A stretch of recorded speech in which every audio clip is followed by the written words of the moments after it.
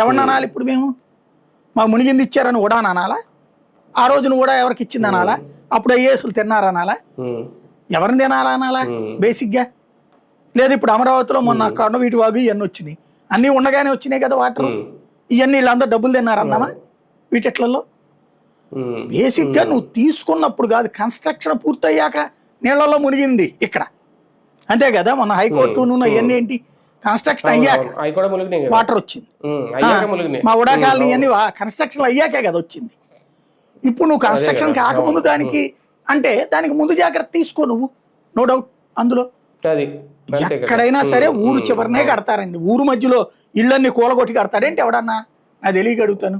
ఇది ఒక పెద్ద సొల్లి డైలాగ్ ఎవడికాడు. ఊర్లో ఊరు చివరిని ఇచ్చారు, ఊరు చివరిని ఇచ్చారంటే ఊరు చివరినే బిగిన్ అవుతాయి.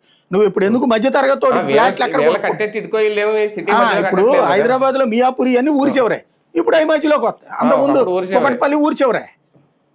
ఏదైనా ఇప్పుడు మాకు వెదవాళ్ళ హౌసింగ్ బోర్డు కాలనీ ఉంది భవానీపురం, ఊరు చివరే, డబ్బులు పెట్టి కొనుక్కున్న ఇళ్ళు ఆ రోజున ఫ్లాట్లు. ఇవాళ అది కాస్ట్లీయెస్ట్ ఏరియా. ఇప్పుడు మా విజయవాడలో కట్టినటువంటి సింగినగర్ ఉంది, ఊరి చివరినే ఇచ్చారు ఇల్లు. ఎవరికి బాబు ఉన్నప్పుడే కదా ఇచ్చింది ఉడా కాలనీ. అదే ఇప్పుడు అదే దాంట్లో కాస్ట్ మనం కూడా కొనలేం ఇవాళ. కాబట్టి ఊరికనే ఏదో ఒకటి వాగాలి, దిక్కుమాలేని రాజకీయం మనకి ఆంధ్రాలో, అది తప్పించేం లేదు. రైట్ రైట్ చూద్దాం. మొత్తం నిజంగా జగన్